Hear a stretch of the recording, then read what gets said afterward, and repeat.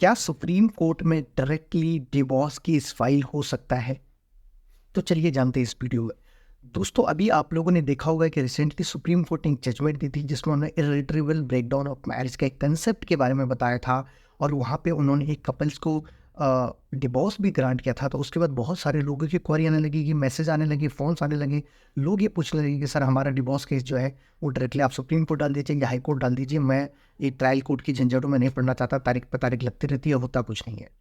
यहाँ पे आपको समझाते हैं कि इर्रिट्रेबल ब्रेकडाउन ऑफ मैरिज का जो कंसेप्ट सुप्रीम कोर्ट ने दिया था, वो किसी और कंसेप्ट में दिया था। और आप डायरेक्टली, अगर आपका भी यही सवाल है कि क्या हम डायरेक्ट सुप्रीम कोर्ट पर डिवोर्स पिटीशन फाइल कर सकते हैं, तो आंसर इज नो। क्यों? क्योंकि supreme court is an appellate court और आप डायरेक्टली वहाँ पे डिवोर्स केस नहीं फाइल कर सकते। कुछ लोगों का ये भी सवाल आता है कि सर 142 में फाइल कर दीजिए।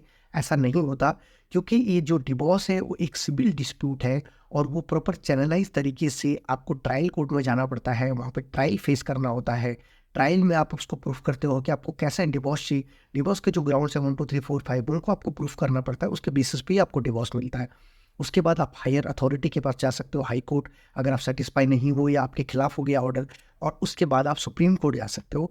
तो आप अपीलेट चैनल के थ्रू ही सुप्रीम कोर्ट डाल सकते हो। आप डायरेक्टली सुप्रीम कोर्ट में डिवोर्स केस फाइल नहीं कर सकते। और अगर आपका भी यही क्वेरी था कि क्या हम सुप्रीम कोर्ट में डायरेक्ट केस फाइल कर सकते हो, ऐसा नहीं होता, क्योंकि ऐसा कोई प्रोविजन नहीं है कि हम डायरेक्टली सुप्रीम कोर्ट में जाके फाइल कर सकते हैं केस।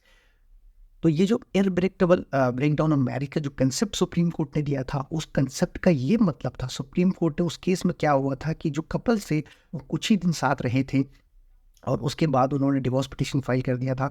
तो वो ट्रायल कोर्ट से जो है उनको रिजेक्ट कर दिया कि आप कुछ ही दिन अभी साथ रहे हो। वो ट्रायल कोर्ट गया, वहाँ पे रिजेक्ट हो गया।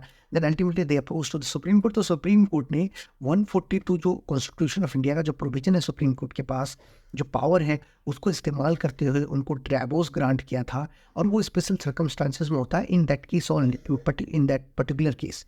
तो ऐसा नहीं होता कि आप जो है डायरेक्टली सुप्रीम कोर्ट में डिवोर्स के लिए जा सकते हैं, क्योंकि ये चैनलाइज प्रोसेस है। आपको ट्रायल कोर्ट जाना पड़ेगा, फिर आपको हाई कोर्ट से फिर अभी सुप्रीम कोर्ट जा सकते हो। तो आपका भी अगर यही सवाल था, तो इसका आंसर है नो, आप नहीं जा सकते। और अगर आपको कोई ऐसा बोल रहा है कि हाँ जा सकते हैं, या आपने किसी को फीस दे दी है, पैसे दे दिया, तो वो अल्टीमेट आपको शायद गलत बोल रहा है या झूठ बोल रहा है। तो आप इन सब चीज़ों से बचिए और अपने पैसे बर्बाद ना करिए, ऐसा नहीं होता।